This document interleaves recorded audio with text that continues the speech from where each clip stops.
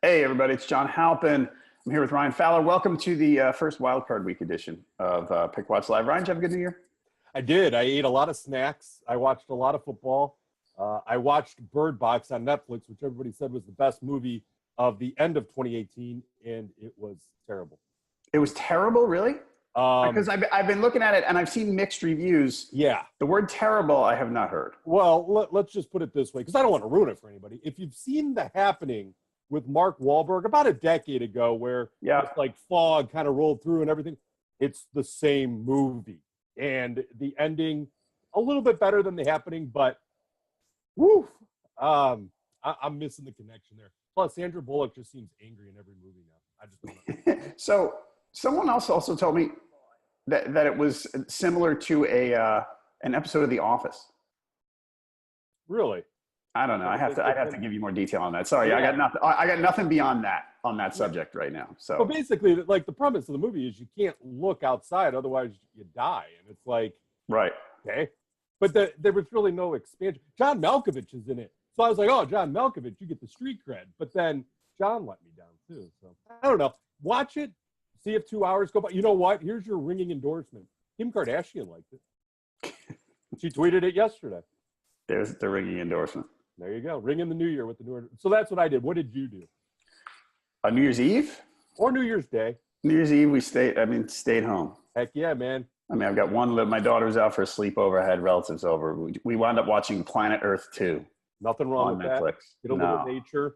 Yeah. The over-under on wild hyenas killed was 4.5. There was a thing about wild hyenas getting fed in India by this legendary butcher shop or meat market, because the hyenas are the only ones that can crush these bones. These bones can't be crushed by anything else. They just take up, landfill space. So the hyenas wait at the back at 4 o'clock in the morning, and these guys go out and they throw all the bones out, and the hyenas eat them because they can crush the bones. Bob, I got to go to work. I got to go crush some bones. Yeah. Like, I'd be worried that the hyenas were going to eat me. Yeah, absolutely. But there are other places in India, like there's jaguars, the cities version, that there's leopards walking around and in parks near people. Part of the population. Good grief. So we lived an exciting last 48 hours. Yeah. We really missed NFL football, obviously. We did. And the Sunday night game was such a letdown. It was playing. You look at it beforehand. I actually convinced myself on Sunday and Saturday that the Titans had a shot. Yeah. Because the Titans were going to, and because I don't know what to expect from them, and now everybody expects them to lose, so they can come back. And then I watched the game, and I went, "Oh, Blaine Gabbert, right? Yeah, I forgot." Yeah. And Derrick Henry only had 16 carries. Granted, they had to kind of rally back late, but 16 carries for Derrick Henry, the way the last month had been going. Oops. Yeah. So anyway, yeah, that was disappointing. The ending, the Vikings laid a big egg again. All year, that's all they did. Yeah, they shrivel up. And when you see Cousins and Thielen chirping at each other in Week 17, how awesome was that? Like, that was a microcosm of what their season was. Because Thielen was like the best receiver in NFL history the first 2 months, and then it just faded from there. So that was bottled up frustration, obviously. Right. So they struggled. The one thing I want to get to before we get to the wild card weekend, the stuff with the Steelers. Yeah. So Antonio Brown supposedly requested a trade. He and Ben Roethlisberger fighting with each other. Roethlisberger says Antonio's not returning his texts. Sounds like a bit of a mess. Mm-hmm. But Roethlisberger said something yesterday. He was talking about the Le'Veon Bell thing. Mm-hmm. And he said, I don't think it was his absence as much as it was the distraction. They were 7-2-1. Mm-hmm. Like, what do you mean? How are you now saying, oh, it was a problem? Boy, that really messed us up. Like, what are you talking about? You were 7-2-1. The art of the sub. Well, again, it's Roethlisberger controlling the narrative. The art of the subtweet. These athletes are really, really like. They might not have went to college for 4 years, but man, are they class A in subtweeting and trolling? When they can't say somebody by name, they can say, "Oh, Le'Veon Bell was a distraction." So, Antonio Brown, the way he's currently acting, was a distraction. Yet they go out and stumble and bumble to beat the Bengals before the Browns didn't hold up their end of the bargain. But you're right. I mean, it's Roethlisberger controlling the narrative like he's the innocent victim in all of this, and he'll be back next year. I don't know. I just thought that was weird. That was lame for him. Oh, absolutely, because Connor and Samuels ran well. Yeah, and they better yards per carry, more points per game, the whole thing with the different running backs. But it's Antonio Brown's fault. Right. You know what? The distraction didn't throw that interception in the end zone in Denver. Bingo. So anyway, all right. So I want to talk Super Bowl odds real quick. Just initial thing before we wrap up how the picks went during the season and move on. So the Super Bowl odds, Saints are the favorite. Absolutely. Plus 240. We got Rams at plus 425. That's a pretty good game. Chiefs 470. Ryan, you there? Ryan's frozen, everybody. I don't know what's going on. We're going to wait for him. I'm going to talk through the Super Bowl picks right now. Patriots plus 650. I'm not in on them. You there, Ryan? Hello. All right. Technical difficulties. Please stand by, folks. I'm going to keep going. Ravens at plus 1,300. I don't think I can do that. Chargers at plus 1,500. I could do. I know they have a tough road game this week. Which more. Ryan, you there? Ryan, if you can hear me, I can't hear you. So I'm going to keep going. You just jump in when you're ready. Ryan, you there? You there, buddy? Check 1, 2. Hey, Ryan, can you hear me? Can you hear me? Yes, I can. You're back. I have no idea. I was just saying in the abyss that is the internet that hadn't happened all year. We went 17-0 with no internet interruptions, and then I apologize. The Cincinnati internet connection wasn't so great. Let's go to the Super Bowl odds. So yes, 240. Saints 240. Rams are plus 425. Mm-hmm. Chiefs plus 470. I think that defense won't hold up. Agreed. I've come around on that. I thought the Chiefs were good. About 6 weeks ago, I thought the Chiefs were going to win the Super Bowl. I think that anymore. The Seahawks exposed that the Chiefs probably won't get over the hump. I think that Seahawks game, even though they don't have to leave Kansas City, there's some holes there. Yep. Patriots plus 650. I'm out. Absolutely. Yep. The Bears. I mean, they're only those odds because they're the Patriots. Yeah, and if we have a second just to talk, I mean, the Jets handed them that game. The Jets were getting 13.5. They went for it on 4th and inches inside the red zone twice. Didn't get it. They turned it over a bunch. New England's final score wasn't indicative of that whole game. So as they didn't cover 12.5 against the Bills 2 weeks ago, the Jets just handed them the game in week 17. So there's still some real bad mojo there for the Patriots going in. Yeah, I'm not. I keep saying I think they're a step below what they usually are. Right. I'm not doom and glooming the Patriots here that their dynasty is over and all that, as I keep saying. I just think this year they're a step below. And now that they've lost Josh Gordon, that's it. That stuff matters. Put the Patriots and Ravens head-to-head next week if they had to, man. That'd be a dicey situation for them. Yes, it would. Bears at plus 675. Trubisky. Come back to Trubisky. The Ravens at plus 1,300. Now we start getting into some good payouts if you can find a team that's worthy of the payout. Why not? Okay, so going here. So your next choice is the Ravens, then the Chargers as a wild card team at plus 1,500, then the Cowboys at plus 2,500, and now the Houston Texans at plus 2,500. Go ahead. Not with the way that the lack of protection that Deshaun's got the last 2-3 weeks. They're not going to fix that overnight. I think Deshaun is probably going to make a mistake or two. Their defense is great, but their secondary is still pretty bad. There's some holes there where if you can't give Watson time to throw, he doesn't always make the right decision. He's still a young quarterback. So when that pocket breaks down, that's where I'm concerned that the longevity of the Houston Texans won't be able to move through all those hurdles. Play along with me for a minute. Yeah, absolutely. I'm all ears. I mean, if we're trying to find good odds is where I'm going. Yeah, absolutely. Absolutely. They get a home game in round 1. Yep. And I meant to research how many times Texans have been in the playoffs and times that playoff appearance has been Saturday at 4:30. And I didn't look it up. Matt Schaub. But I will. So they got the Colts at home this week. Winnable. Certainly. Then if they win, they go to New England. Come on. They can win that one. Winnable. I mean, I don't think that's the least bit of a stretch that they can win. Don't have a pass rush. Right. Then we go to Kansas City if we win. Not getting a ton of pressure on Deshaun Watson from there. Now, Texans, to be fair, they're down some weapons right now. Not that they were superstar weapons, but they're down some weapons. I mean, if I'm trying to find a team worth the odds, I think this is where I'm going with all the odds I'm seeing. At 25-1, getting a first round home game and then going to New England. I think that's the direction I'm going. What are the Seahawks are the same.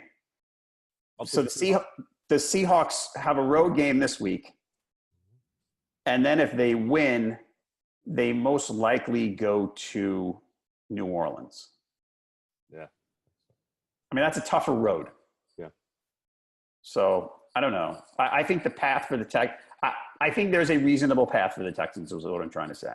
If I want a good payout, like I think the Bears have a better chance of winning the Super Bowl than the Texans, but my payout is 4 times as much for the Texans. I'd probably, I mean, if I was looking at something over 10-1, I'd probably look at the Ravens more than anything. To go down into the depths of 25-1 would probably be the risk reward versus 13-1 on the Ravens. I'd probably just go Ravens based on the rationale. We're going to talk more about this because exactly. I don't want to go too deep. The question I'll ask you on that, and we'll get to it in a minute, is: are you telling me that you trust Lamar Jackson more than you trust Deshaun Watson? I know that's an oversimplification. Oh, we could chop that up. No problem. But, okay. Let's review the season real quick. So, regular season, we're going to keep going in playoffs. You're all picking, the standings keep moving, everybody. In week 17, I went 10-6 straight up, 7-8 against the spread. Ryan went 12-4 straight up, 6-10 against the spread. He beat me by 8 games for the season. He finished, you finished 8th against the spread. Strong, right? Josh was 19th. I was 29th. Faded late. Yeah, so there was some interesting, as we talked about week 17, you either had the feeling, the gut feeling of which way to go in a game, or you didn't, and I didn't at 6-10. Some people just went off and gained a lot of ground. So again, there is a Barry Bonds approved asterisk against week 17 records. So I mean, if you had the Giants, that was a tough beat. Yeah. Given 6, right, which I think is what I had. Right. There were a few tough ones that snuck under the spread. I wound up having the Bucks. I wound up getting the Bucks late at +2.5, which worked out well because some people had them at getting 1. Yeah, so I thought, and Buccaneers were up 17-0. I mean, what do you want? If you spot the Buccaneers 17 points at home and you knew that before you placed the bet, I mean, there's no with the Falcons just where they're at. I just don't think people. And then the Browns backdoor covered the Ravens. Yes, exactly. All right. Let's go. And that was tough, man. I was hoping Baker would pull that out. Oh, then after I lost the cover of the Ravens 6, I was all out Baker. Yeah, that looked like it could have gone pretty well. All right, so against the spread, Ben Volen from the Boston Globe went 8-8. He's still in the lead by 1 game over Jamie Eisenberg from CBS. Straight up, Elliot Harrison from NFL Network went 14-2, so he's now 175-79. Eisenberg again, second place, a couple of games back. You are 29th. I'm 30th. Josh 50th. Straight up on the site. Among the fans, username Drew Padu pulled into first place. Went 14-2. Now leads the whole site. 175-77. Good job, Drew. Username Imidre IMMIDRE went 8-7 and is still leading against the spread at 137 and 103. So pretty strong. Questions before Wildcard Weekend. He is at Freelance Fowler. I'm at Halpin37. Josh is at Josh Katzwitz, and our regular account is at Pickwatch. All right, let's get to the games. First up, as we said, Saturday 4:30, shocker, Colts-Texans. So these teams played twice. Yes. In week 4, the Texans won. The Texans got their first win. They were 0-3, and they got their first win at Indy. It was 37-34 in overtime. It was 28-10 Texans in the third quarter. Colts came back, made it a game, pushed it to overtime. Andrew Luck in the comeback, 464 yards passing, 4 touchdowns. Week 13, Colts win at Houston to break the Texans streak, right? So the Texans started their streak in Indy, the 9-game winning streak. Then they had it broken at home against the Colts. Andrew Luck again, 399 yards, 2 touchdowns. T.Y. Hilton, big game, 199 yards receiving. Now the common thread in these games, Colts running backs, combined 2 games, 31 carries, 64 yards. Ryan Kelly played one of those 2 games. I bring back Ryan Kelly because he might not play this week. He's their center. They had trouble running without Kelly all year, but this past Sunday against the Titans, they ran well without him. Yes. So, and they think they hope he's going to be back this week. So if they can't run, I mean, the Colts, I mean, they throw a lot anyway. They throw almost as much as anyone. Yeah. It's not like they've been playing from behind all year, so we can't blame it on that. I don't know. I mean, if they can't run, does that make you worry more at all? They play 2 close games. Who do you think is going to prepare better for this game, O'Brien or Frank Reich? I don't know. I like Frank Reich a lot. Yeah, and I think there's going to be adjustments that are going to need to be made in a rubber match, and I think O'Brien has proved time and time again he doesn't make those adjustments. I think he's had a lot of critics over the years, and rightfully so, on some of his calls. It's nice when you have a Deshaun Watson behind center to cover up some of those poor decisions. I'm curious because Frank is a rookie head coach, not a coordinator and everything, but this is a big moment for him, and you wonder. Again, when you go back to week 4, Colts weren't getting it together. Luck was still getting his legs under them, so they weren't really rolling yet. But you bring up a good point that the running game struggled in both games. But then again, you look at the front 7 of the Texans. That's what they do. They stop the run, and they get to the quarterback. And that Kelly thing cannot be understated because Luck needs as much time as possible with the pass rush of the Texans coming at him to get to T.Y., to get to Chester, and definitely Ebron, who's been a huge catalyst for them in the success they've had this year. So Kelly cannot be understated. You get him back, I like the Colts even more. I like him now. I like him even more if Kelly comes back.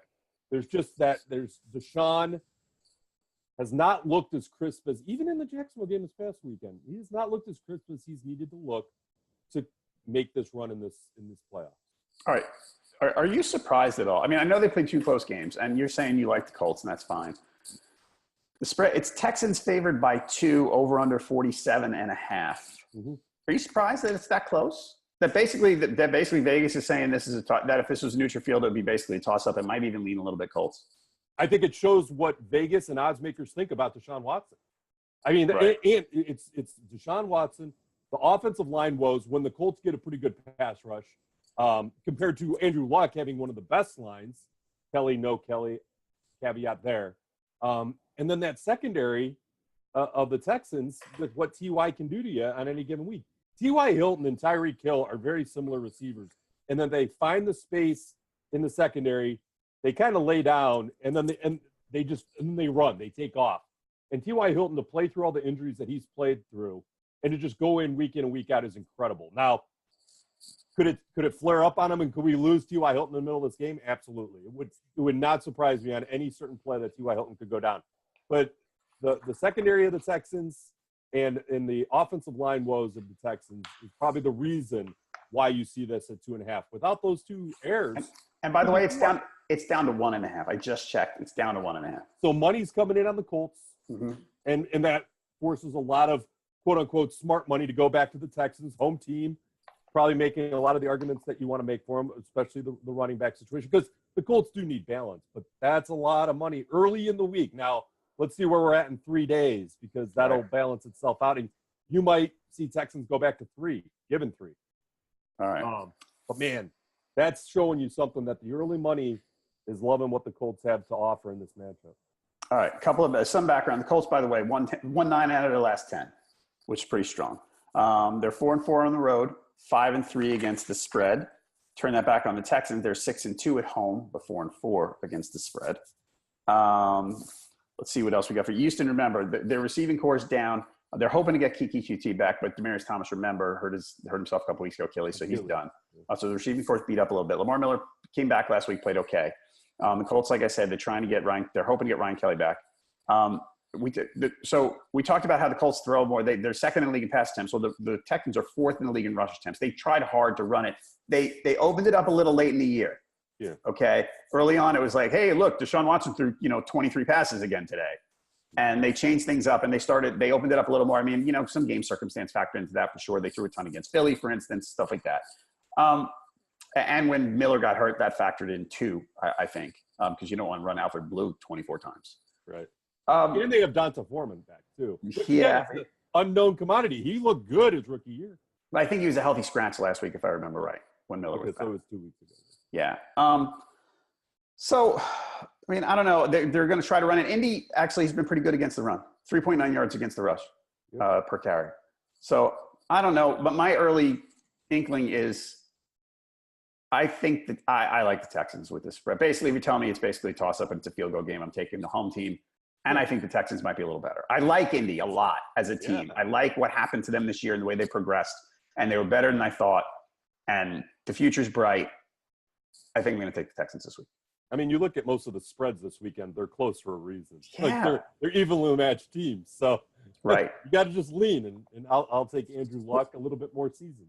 The funny thing about this one is, sometimes on that Saturday 4:30, you and I have joked before that it's always some rotation of the Texans, Bengals, and Chiefs. Yeah, right. And a lot of years it's not been that great. There was one year where I think it was like, the Chiefs and Colts were, 45-40 or something. There was one crazy game. And I can't remember the exact details. Most years you go, this is my appetizer to the good games. Right. I really like this game. Yeah. I like watching Watson and Luck is going to be fun. I like watching the Colts. The Texans line is really good.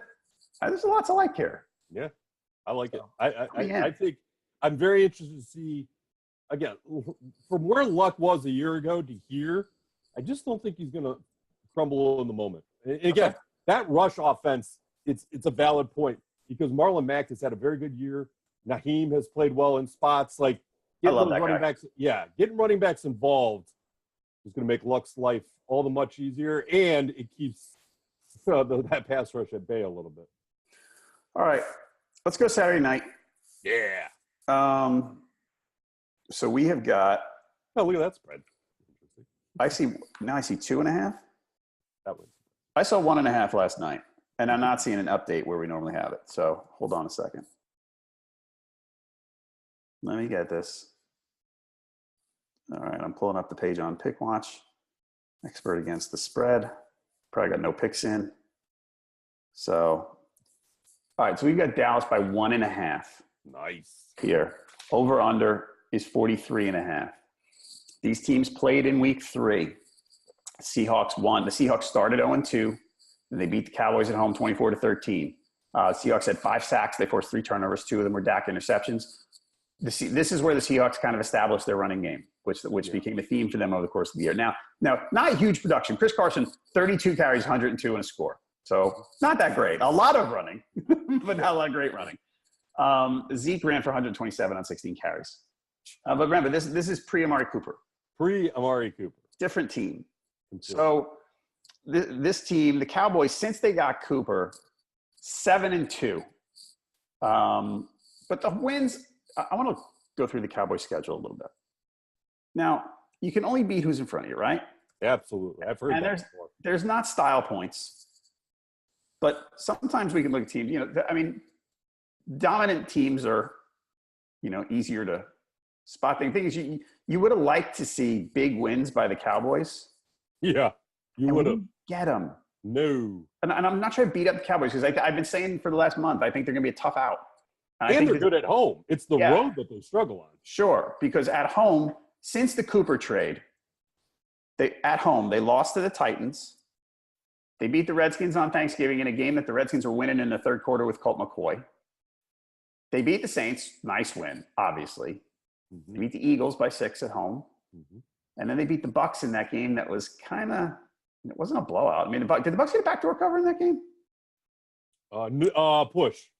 It was a push. Yep. Right. It was a push, but it was a late push. 27-20, yep. I remember. I'd have to look. I don't want to dig into the weeds on this. Push. The loss, when you got the line. The road games, which aren't necessarily relevant, they beat the Eagles by 7. They beat the Falcons by a field goal. They got shut out by the Colts, and they had that comeback win on Saturday against the Giants, which we kind of have to take with somewhat a grain of salt because Elliott didn't play, so they might have won by more. And it was weird because they still wanted to go through the reps with everybody besides Elliott, it seemed like. What a great play, by the way. Everybody's focusing on Beasley. That was a great throw that Dak made. Really was. So this game, like I said, the Cowboys have been great at home. They're 7-1 at home. You're 5-2-1 against the spread. Mm-hmm. They think they're going to get Zach Martin back. He was out last week. David Irving's still out, but he's been out for a while, so it's not like, their defense has been playing okay without him. It'd be great if they get it back. I just don't know if they will. The Seahawks are going to try to run, right? So interesting matchup here. The Cowboys were 3rd in the league against the run in yards per carry. They've allowed 3.8. The Seahawks are second in the league in rush attempts. They lead the league 4.8 yards per carry, 160 yards total per game rushing. Pretty strong. Now I'm throwing out a bunch of stats here right now. I'm trying to get them out of the way here to give a little context. But I think that's an interesting contrast that you've got, unstoppable force, immovable object kind of deal going on with the Seattle run against the Dallas run defense. Seahawks 4-4 on the road, 4-3-1 against the spread. They've won 5 of their last 7. And in those games, they've averaged about 30 points a game. So down the stretch, they had a friendly schedule because down the stretch, they played most of their games at home. Right. They played a lot of games at home, like 5 of their last 6 or 5 of their last 7. Seattle led the league in turnover margin, which can be fluky, can be a play style thing, depending on how you want to look at it. Interesting stat for me here. Net points for the season, Cowboys plus 15, Seahawks plus 81. Does that do anything for you? Does that number do anything for you? Not because the Seahawks playing in the NFC West hurts it a little bit. All right. I will say this, just Seahawks are confounding on many levels because they'll play down to their level of competition, aka what happened with the Niners a few weeks ago. And then I don't know, is that a thing's happened? Maybe. But then why are you playing all the guys that you're playing in week 17 to let Arizona hang around? Step on their throat, send a message. Are you just going to go in at 60%, but you're going to play your guys? That's what confuses me going into this matchup is the way that the Seahawks have looked. Are they just trying to, we're going to try this, experiment, and it didn't work? And the Niners with Nick Mullins, who just got ran over by the Rams, competed and beat you. They don't define themselves as well as most teams, and that's why when I look at it, I like what Seattle's done and the way that they've put it together this year. But when you look at these last 2 weeks, they're like, oh yeah, they could do this. A Pete Carroll run team can do this on any given week. And what will probably happen, and again, we talk about playing out the game in your head, I can see it going this way. It'll be Russell Wilson with the ball late in the fourth quarter, down 3 or 4, and he's going to have to make a play because they're not going to have enough time to run the ball. That's how I see it. Because Dallas plays well at home. Seattle's a very smart team, but they can be dumb at moments, and that's what's happened the last 2 weeks. I'm leaning Dallas. I'm not going to make a pick today. I'll probably make it later in the week, see how this spread shakes out, to see if there's any huge movement. But Seattle they're a conundrum. They're my Tennessee Titans of the playoffs because wow, man, I like the running game. I can't take those fourth quarter headaches. I mean, those are doozies, man. To have a good sweat there in the fourth, just take Seahawks games all year. You'll lose a ton of weight. I'm leaning Dallas too. Yeah. I don't love it. By the way, injuries for the Seahawks. They're going to lose one of their safeties, Delano Hill, but they're getting another one back, Cedric Thompson. Shaquille Griffin, who has not been a world beater at corner, his status is to be determined. One of their guards, J.R. Sweezy, might be trending toward a game-time decision, so we're going to need to watch that. That affects the run game. I'm leaning Dallas. I think this is a good game. Yeah. I think it's the best game of the weekend. Well, second. Yeah, I like the next one. Yeah, I like the next one. But Dallas has been solid at home. I know I went through the schedule earlier, picked on how they won. But they've been strong. Second half of the year, they've been strong. I mean, we talked back when they played the Saints. That was one, I always say I don't get them all right, but I got that one right. That I had I thought that was a game that was ripe for an upset. It's just because they've been playing well at home all year. Right. And their defense has been good. And I mean, I think this is kind of a rock'em sock'em game for sure. I like the under a little bit here. I know it's a low total, but man, it's going to be wearing out the 40s there, tire each other out, and then strike. And again, if Dak can take care of the football, because I trust everybody else to take care of the football except Dak. If Dak can take care of the football, man, they could win by 7. But he's got to. And you talked about the turnover margin of plus 15 for the Seahawks. I mean, if Dak can take care of the football and not hand Seattle opportunities, that's a big way you can win those small spreads. All right, I want to go through the Seahawks road schedule for a minute. Hit it. So like we said, they're 4-4 on the road early on. So they lost at Denver. They lost at Chicago. They beat the Cardinals by 3. And they blew out the Raiders, but, whatever. Convincing win at Detroit. They won by 2 touchdowns in week 8. They lost close game to the Rams. They beat the Panthers on that late field goal, and they lost to the Niners. Right. We say that about a lot of teams. We can turn that around on the Cowboys, but absolutely. But they're playing at home, and the Seahawks are. It's the home game. And again, Amari Cooper is a different chapter, so you have to take that into consideration. Do we know if Sean Lee's playing? I think so. I mean, he's been on the side. He was on the sideline the other day. They're not playing him a lot. No, they love Van Der Esch so much, but they were always saying, "Oh, when Van Der Esch and Sean Lee," but then it was like, "Oh man, Van Der Esch is the better defender." They just kind of rolled with that. I just always thought that was kind of fun. Yeah, Sean Lee. Let me see if we got a snap count for him. I don't have a snap count for him handy. So it's not. He played 22 snaps against the Giants. Okay, so he's there. Yeah. All right. So we're both leaning Cowboys. Yes. The next game, which we mentioned and we like. Yeah, big fan. Rematch of Week 16. Let's check the latest spread. We have got on NFLPickwatch.com. The spread is Ravens by 2.5. Got the over-under at 41.5. Chargers at Ravens, okay? Yeah. So Week 16, the Ravens won at LA 22-10. However, it was 16-10. The Chargers had the ball, and Antonio Gates fumbled, and the Ravens ran it back for a touchdown. Now, lest you think I am trying to tell you that was a closer game than it looked, the Ravens kicked the snot out of them. I mean, double the yardage. What was it? 361 to 198 in total. 198 total yards they held the Chargers to. That defense balled out in that game. I mean, strong because like you said, the Chargers offense has been really good. Now that was a no Gordon. Was that a Gordon game? That was not I don't believe that. Oh, I think he did. He was back for that game. I'm gonna double check. I should know that. Yeah, I should too. Oh, you know what he was? Because they made a big deal about it in Week 17. You got him in 16, you didn't win, and then you play him in 17. He got dinged up at the end of that game last week. Yep. So he was back, but they just held them down. I don't like the 1 o'clock kickoff from the Chargers. I think they're getting hosed. Absolutely hosed. I was like, ouch. And that's not as big of a – that used to be a huge factor. But when you're dealing with Phillip Rivers and the Chargers, that's a huge deal. But I mean, statistically, that doesn't beat up teams as much as it used to. I mean, it's still not good. I don't think it's fair. Basically, you got one game where you can make where that could hurt the West Coast team playing early, and that's the slot they put him in. Well, yeah. And I get why, but come on, guys. Yeah, play the Colts and Texans at 1 o'clock on Sunday. Especially with the record they post. I mean, they were just in the wrong division. Their record's incredible. Right. So they got hosed. So the Ravens have won 6 out of 7 since Lamar Jackson took over. And the only loss was at Kansas City in a game where the Chiefs had to convert a 4th down late or else they would have lost. Ravens, I'm going to go through some of their stats. They're second in the league in both points against and yards per play. At home, they're 6-2 straight up, only 3-5 against the spread.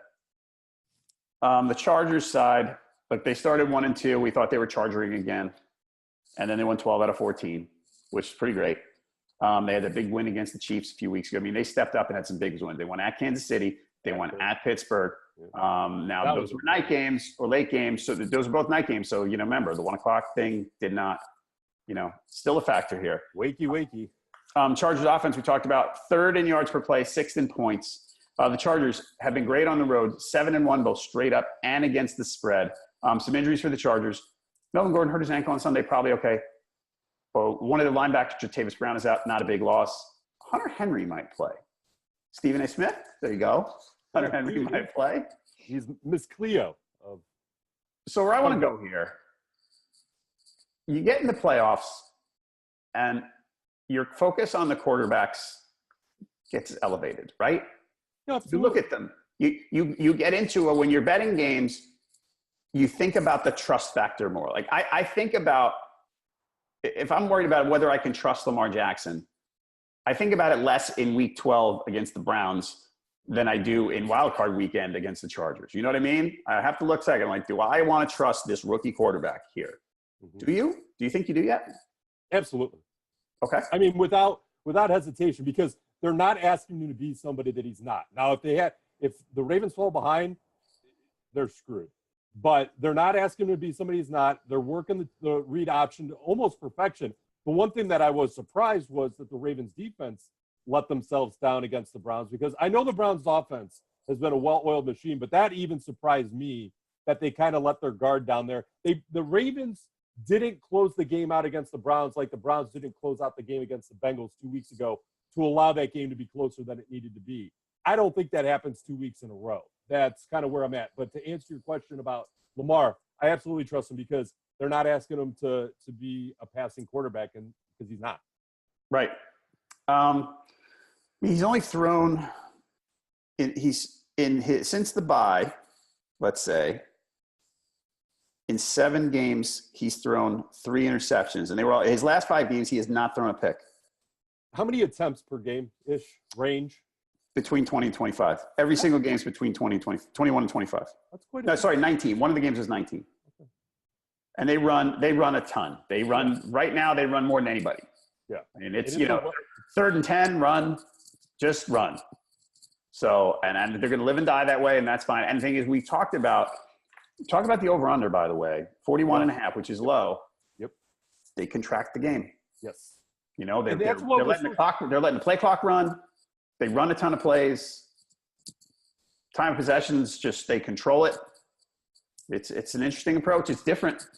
Yeah, and again, the over hit against the Browns. Like, that's why I'm like, wow, there was a lot of points scored because I knew the Browns defense was what it was. That played out. The Ravens defense kind of letting some things happen there in that 3rd and 4th quarter was the bigger surprise.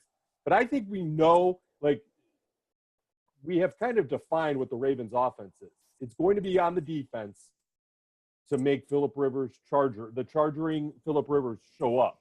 And if they don't, they're going to be in trouble because Bills look good, but the Chargers have so many things going against them. And I know we don't want to overstate the early kick, but they did not need that. Phillip Rivers, if you ever read Phillip Rivers' body language, and there is plenty to digest.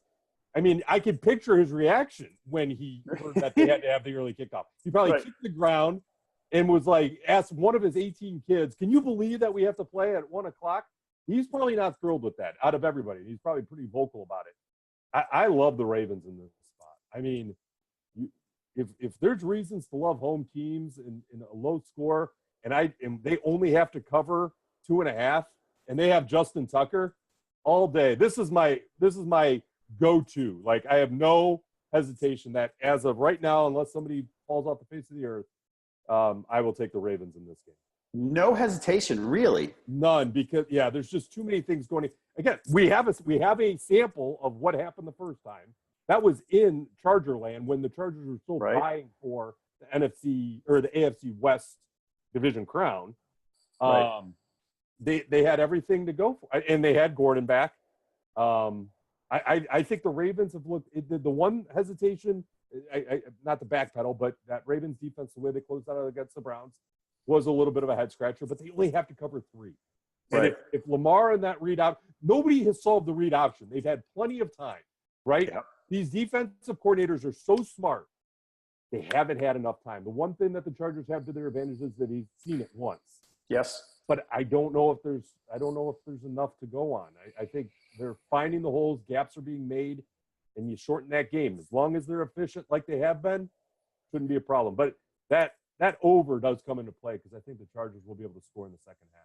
Yeah, I don't know. I don't know what to do with this game. I think it's my head says Ravens and my gut says Chargers.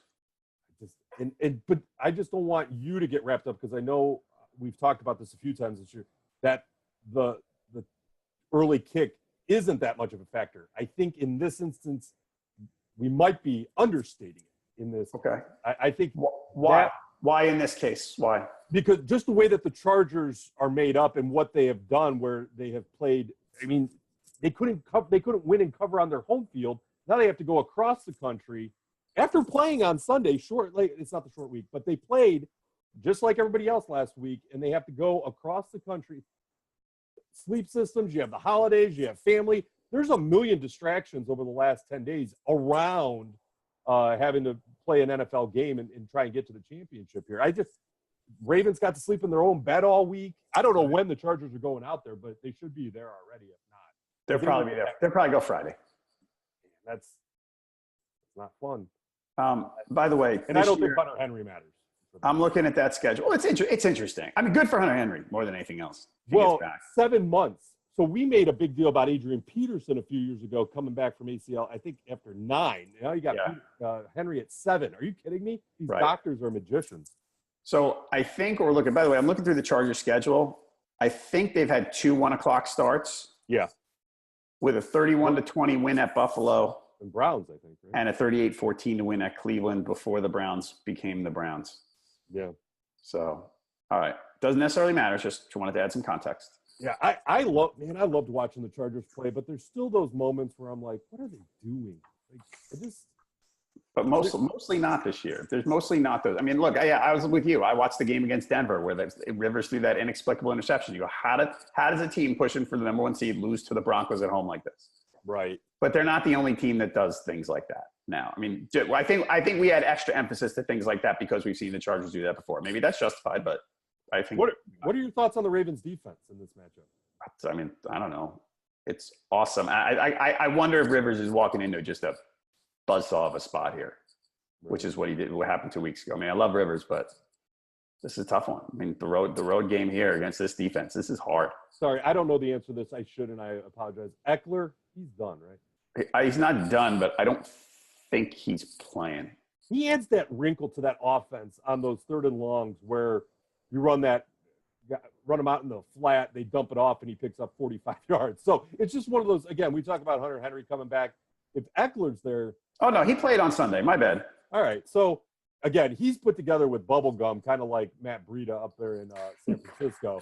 Like literally, Eckler and Breida kind of the same mold. But they're smaller guys. And when they're explosive, they're explosive. That adds kind of a wrinkle. I don't know if it changes my thoughts. It's just if we're going to bring up Henry, I think Eckler's impact probably will be felt in that game, especially with the pass rush of the Ravens. All right, so Ryan's picking the Ravens. I am picking the Ravens. Unless at what is it, 2.5. I'm not wiggling if that moves up. Okay. Final game, Bears-Eagles. Bears favored by 6, over under 41. Look at all these low over unders. All year we've been looking at everything. Every week we go, oh, that game's low. It's 47. And now this is the high one by a lot. Wasn't it the record for most points scored in an NFL season? Yeah. So this is the only game of the weekend where the teams haven't met yet.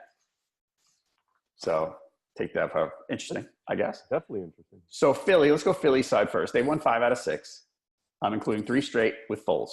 So Philly basically backwards against the wall. People were writing the Eagles off, and they came back and played well toward the end. Thanks, Josh Johnson. Thanks, Josh Johnson. That's right. Philly was 4-4, both straight up and against the spread on the road. Foles, it's funny, Monday there was a story going, well, they're not sure if Foles is going to play. I'm going, what? Really? He's playing. He's got a rib injury, but he's playing. The Bears won 9 out of their last 10. The only loss was with Chase Daniel at the Giants, was the overtime game. The Bears at home were 7-1, both straight up and against the spread. The only loss was to the Patriots. The Bears, the defense ranked first in points allowed, first in yards per play against, 4.8. That's pretty darn good. Their defense, as we know, pretty darn good. Yeah. Their offense, 20th in yards per play, 9th in points. So, I mean, there were some takeaways and things like that cost points, but their offense has just been – I can't figure out how much I like Trubisky. If you had to pick one side, though, you'd probably not so great, right? This game? No. What you can't figure out Trubisky, but if you had to pick one side of the fence, you'd probably not. I don't trust him. Exactly, and I would agree with that. But I think we've seen enough where it's like, is he going to take advantage of all plays? He misses a lot of throws still. Yes, he does. But I'm looking at this game. Like, I don't know that I see this team going far, but I think I see them winning this one. Winning by 6? It's like, wow, that's a big spread. Do you buy the Eagles' resurgence? Like, do you buy, like, hey, they're back? It's a diet belief. Like, there's regular Coke and then there's Diet Coke. This is a diet. Sorry with all the analogies. That's all right. It's hard to get through an hour. But it's one of those things where I'm like, oh, that's cool. Nice. Nick Foles can win you games, and you just beat the Redskins who have Josh Johnson as the quarterback. What was surprising in that game was their defense played well, very well. To define the Eagles right now is very difficult. I like Nick Foles. I like Nick Foles in this spot more than what I had seen of Carson Wentz. Back injury, no back injury. What I had seen of Carson Wentz would have made me more nervous in this matchup than knowing, okay, Nick Foles has already been in the spot. He was in it last year. So I feel a little confident that he's got that kind of street cred of what he did last year in the playoffs. And 6 is a lot of points to cover in the postseason. Right. I think the Eagles are going to try and do what the Ravens do. They're going to try and shrink this game because – But they can't.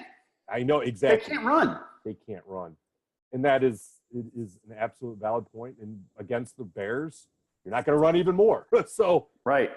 But, I mean, you look at a 6 spot, and it's just begging you to take the Eagles. And at the end of the day, it could be a 10-3 win. It could be a 13-6 win. Where are the points going to come from? I think this game is something like that, by the way. And I'm early week, I'm leaning Bears. Here's the weird thing about this. Since last postseason, every time I look at Nick Foles, I go, nah. Okay. It's not going to work. Like, they're going to get him. They're going to figure him out. I mean, the Super Bowl, I was pretty sure the Patriots were going to win because Nick Foles was like, all right. And the thing is, he played 2 playoff games, and one of them was not that great. Everybody forgets that. Right. Played, I'm not saying it was his fault, but, even though they killed the Vikings and he played great, the game before that against the Falcons, he wasn't so strong. Right. But then he played Super Bowl, and I went, all right, I was wrong. And then he came back at the end of this season. I'm going, well, and beginning of the year, he played a couple of games, and he was all right. And the end of the year, I said, Nick Foles, he's still not that great that postseason, and he proves me wrong. Right. And I want to look at it and go, they're going to get him again. Like, the Bears are going to figure him out. That. I don't. Not that it's complicated to figure out, but like, he's not that good.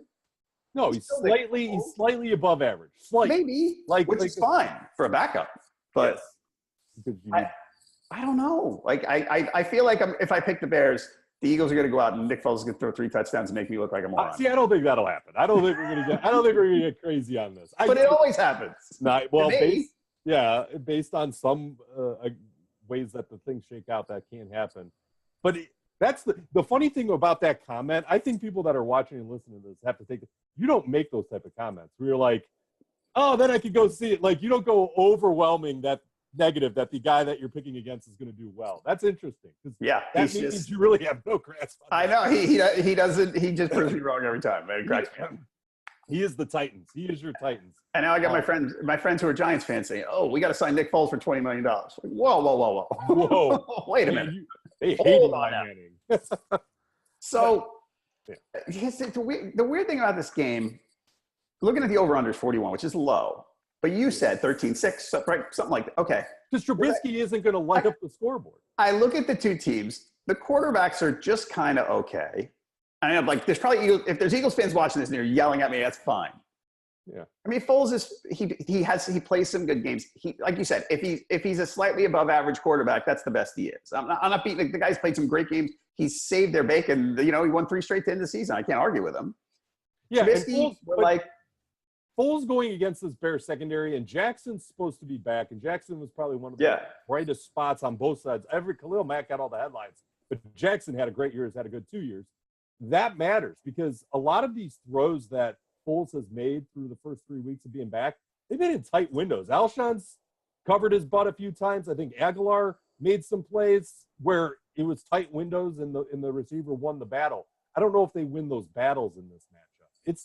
It's just so many points. I mean, I'm going to lean Bears in this to cover the 6, but I do it hesitantly. I would be surprised if this line moves throughout the week. It might not.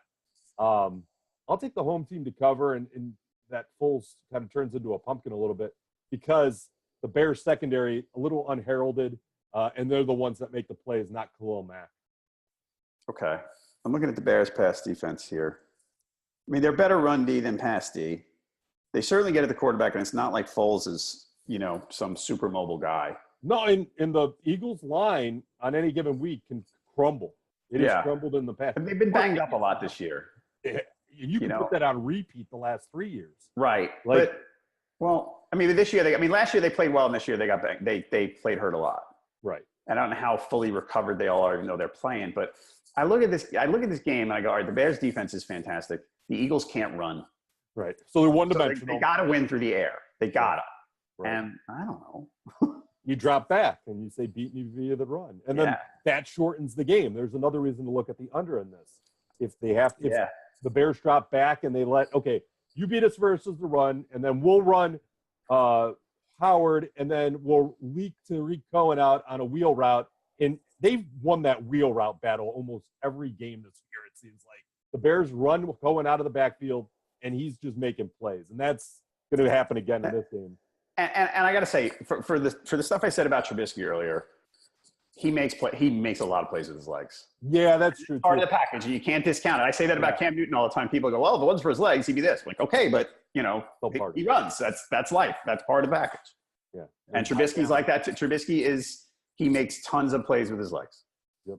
Which is a nice little thing to have in your back pocket when you're going to have a low-scoring game. When you're picking up 9 on 2nd and 10 because you rolled, that's going to make sense. And I think it becomes more than a nice little thing. I think it becomes an actual big thing. Because we made a huge case of why the Ravens were going to cover because of Lamar Jackson's legs. Well, yeah, Trubisky's running too. And he's had some games 30, 40 yards on a regular. Oh, yeah, he's running 30-yard touchdowns. And, yeah, it's a big factor. Okay. By the way, the net points, I brought this up earlier. Yeah. Eagles plus 19, Bears plus 138. I know the Eagles turn around late, but the Eagles are I think that's a true number for the Eagles. I think they are a slightly better than average team. And their secondary is still chewed up. So if Trubisky doesn't miss his target, Bears could take some shots deep. I think I'm taking Bears to cover. I'll take them too. But now here's the thing. I search for – so the home teams are all favored. I'm searching for an underdog, and I'm not sure which one it is. I know – who's your one underdog? If you got to pick one underdog, who is it? You like the Colts. I had the Colts. You had the Colts? Yeah. Okay. Yeah. I'm not sure who mine is. I think I'm picking the Eagles to cover. It might be the Chargers for me. Yeah, and I think that's probably what I would have guessed you would have picked. I mean, Seahawks, Cowboys, Texans. I think I'm going Cowboys. I think I'm going Texans. I'm almost positive I'm going Bears. So my underdog will be the Chargers. That makes sense. I'm fine with that. I think I'm not there yet on the Chargers. I love the Ravens in that spot. I know you do. They've just put it together. Like, again, this is nice that the Chargers get another look at them. It's some benefit that other teams don't have. But, man, people are looking at the same film. Every defensive coordinator got to see for 3 weeks, and then the last 4 make an adjustment, and nobody will make it. It's crazy. So your favorite pick right now, Wednesday morning, your best bet is the Ravens. Yeah, that would be the one that I would put the most money on. I think mine is the Bears, even with the big number. Ooh, doggies. Man, no, it's your Nick Foles is blinding you and your 3 touchdown passes out of nowhere. Titans off the top rope. I know. The Eagles fans are going to kill me again. Fly, Eagles, fly. All right. Anything else you want to bring up? Any tidbits you think we missed? No, I think we provided. We haven't done this before. This whole video Skypecast thing, Zoom. Sorry. But yeah, I think it's been an interesting process. I think the other thing is too, just learning the ebbs and flows of how this year's went with so much offense. And you brought it up where you had all these high totals, and now all of a sudden we're constricting. The games are getting tighter. People are holding stuff closer to the vest. You have all these low over-unders. Yep. Maybe the overs hit. Maybe they're overcorrecting a little bit. But I think we're both going under in Eagles Bears. I think we established that. That one's fact. I think the over in the Ravens Chargers game is an interesting play. I think I like the over. Well, Colts Texans is high. 47's high. So I got to think about that one. I think that close to on par. I'd probably take the over on that. Yeah, it makes sense that that's the highest over under of the weekend. Right. I'll say that. Because the Texans secondary isn't very good, and Andrew Luck throws. Yeah. All right, folks, if you have questions over the course of the week on Twitter, he is at Freelance Fowler. I'm at Halpin37. Our main account is at Pickwatch. What we're going to do this week, Josh and I are going to be here on Friday. We're not sure if it's morning or afternoon yet. We're still working that out because we want to see if we can get more picks in before we do the show. So it might be a 1 p.m. Eastern if we don't do the usual 7 a.m. Eastern. On the weekend, I usually do the Facebook Live at 11:45 on Sunday. What I'm going to do this week, I'm going to do one on Saturday at probably 3:30 to preview the Saturday games to just get the last minute news. It'll be a short one like, hey, here's who's inactive in case you were wondering, so-and-so's playing, whatever. And then Sunday, I'll probably be 11:45 or noon, same thing. We'll only cover 2 games. We're just going to talk about who's picked who over the course of the weekend and what the trends look like and if the lines have updated and all that. So you got 2 Facebook Lives this weekend. We're also going to do, these shows will be on YouTube. So this full show will be on YouTube later on Wednesday. Josh's and mine will be on YouTube on Friday. And we'll also break down the game discussions, which will probably be just like this, 10 minutes a piece or something like that. So make your picks now or later in the week, since it's smarter, as Ryan would tell you, to wait for more information on NFLPickwatch.com and track the expert picks. And that's it. Ryan, we'll do this again next week after we know who's in the divisional round, okay? It'll be fun. I cannot wait for these games. I think these are compelling storylines, and with the stuff that we chop up each and every week, it'll be fun to chop up again what happened next week. Sounds great. All right, folks, that's it for today. Like I said, I'll be back on Friday with Josh, so please come on back then. Subscribe to YouTube if you're not already. If you're watching on Facebook and vice versa, so check them both out. That's it. For Ryan Fowler, I'm John Halpin. Thank you for watching Pickwatch Live.